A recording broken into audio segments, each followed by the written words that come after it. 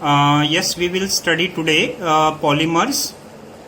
That's a very small chapter and it is basically of 4 marks and it's very easy to learn, so you can learn during the these days. So first of all, see what are polymers. Poly means many, mer means units. When many small units join together, they form a long or large number of molecules joined together to form a complex compound. So simple molecule which combine is called monomer and a complex molecule is called polymer. Suppose we take the example ethene, CH2 double bond CH2. We take n number of ethene, they polymerize and they form polythene, which we use in daily our life. CH2 single bond CH2. Here double bond breaks and both the sides the units gets attached and gets repeated and they form a long chain molecule. So this process is called polymerization, making polymers from simple molecule, right? This polymer has a large molecular mass and they are very useful in our daily life. You can say polyester, polythene, polyvinyl chloride, PVC and Teflon, nylon, rayon, right? So we classify the polymers basically in the two category. First homopolymer and second is copolymer. Even we can classify in the different ways, but this is one of the way. Homopolymer means when simple units, same type of units gets joined and they form a simple compound like ethene combined with the ethane, same molecules repeating, then it is called homopolymer. One type of molecules are there, like in polythene only ethylene molecules are joined together, so it is homopolymer. PVC or PAN, nylon 6 and this type of Teflon, cellulose, starch. Second is copolymer.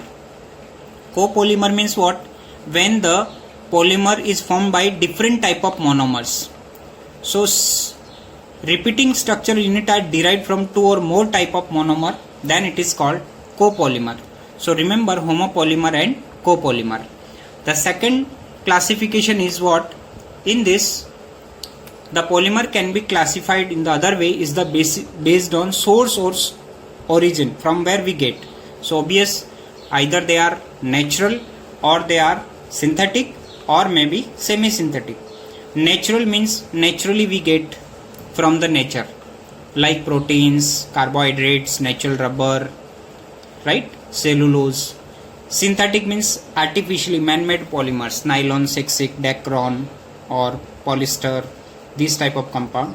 And semi-synthetic means here we use the mixture of natural and semi-synthetic, cellulose nitrate, cellulose acetate, these compounds. So if we classify the synthetic polymers, synthetic man-made polymers, they can be categorized either addition or condensation. What is addition and condensation? When addition reaction take place, addition reaction means where double or triple bond breaks, like in case of ethene we have seen double bond breaks, so it is called addition polymer. Condensation means some byproducts are formed, then it is called condensation polymers.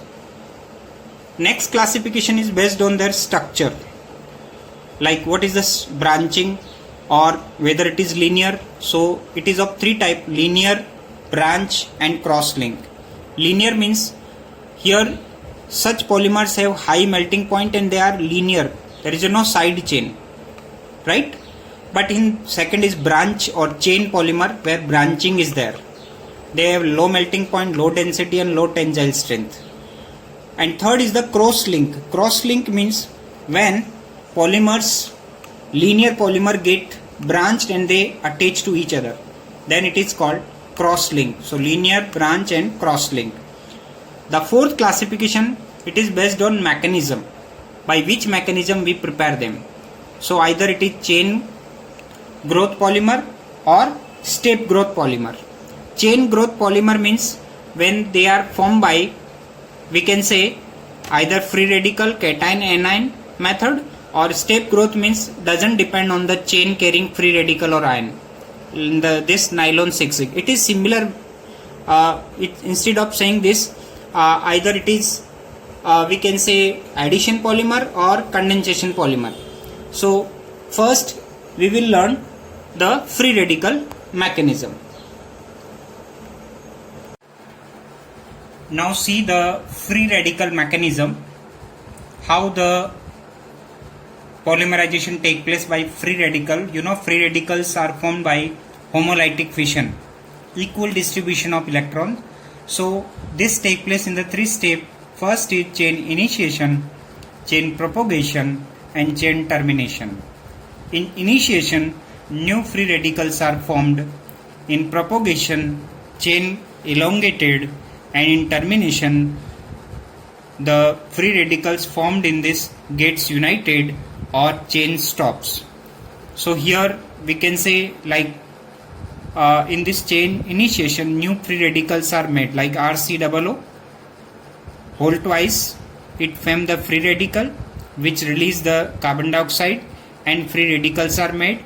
These free radicals again react with the substrate and make the free radicals.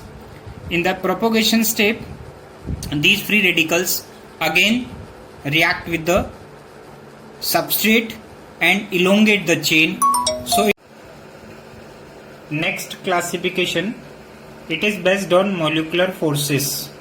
What type of forces present between them? So they are categorized in the four categories: thermosetting, elastomers, fibers and thermoplastic. Now thermosetting polymer means these type of polymers like bakelite, they are very hard, they cannot be reused, like phenol and formaldehyde. Elastomers, they have elasticity, flexibility, like vulcanized rubber. Fibers, they are strong. And thermoplastic, they are soft and they can be reused again, like polystyrene, PVC, etc.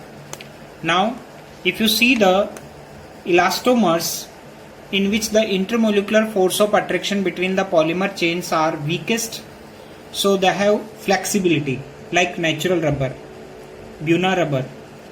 Second is the fibers, they have strong force of attraction between their molecules.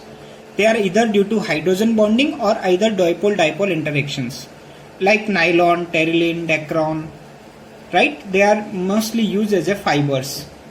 Then third category is the thermoplastic, the polymer in which intermolecular force of attractions in between those of elastomers and fibers, means these have attraction greater than elastomer and less than fibers.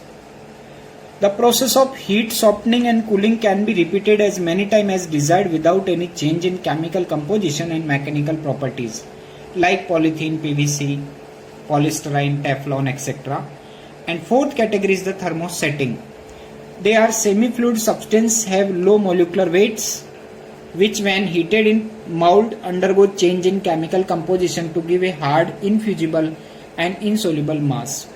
Hardening on heating is due to extensive cross-linking between different polymer chains and to give a 3D network solid like bakelite. You know, the bakelite plastic is a very hard, which is used in like electrical switches, electric boards, etc.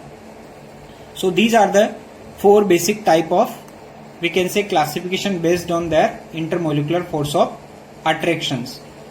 Now here we have some common examples where we can give the examples like polythene, formula is given, and monomer is ethylene, uses in film wrapping, etc. Then polythene is of two type, HDP and LDP, high density and low density. So here low density is used in wrapping, but high density is bottles and toys. Then polypropylene, that is carpet, etc. Then PVC pipes, vinyl chloride. Then polystyrene, it is used in cabinets and packaging materials, right? Then polyacrylonitrile, PAN, used in blankets, clothing, etc. Then Teflon, polytetrafluoroethene, CF2 double bond CF2, used as non-stick, cooking vessels in the kitchen.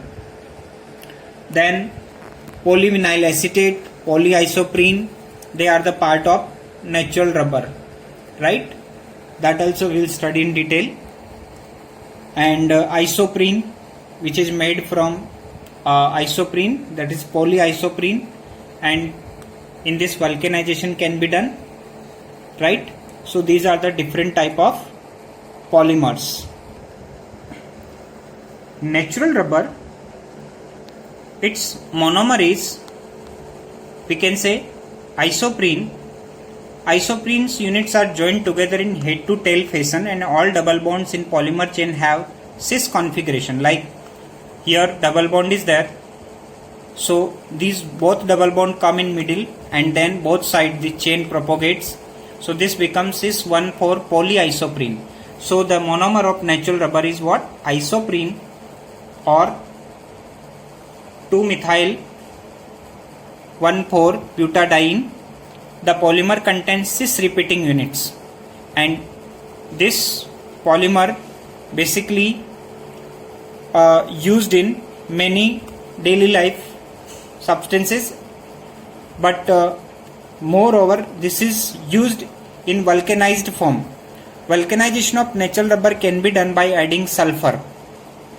So because rubber is very soft, so to make it hard, give it mechanical strength, sulfur is added, and sulfur make cross link with it, and because of that it can be used as a hard rubber, like in the tires of the heavy vehicles.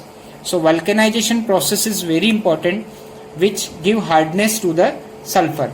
Like in the natural rubber, when sulfur are added, sulfur make cross link with these molecules and become vulcanized rubber, and it is used in we can say automobile tires basically.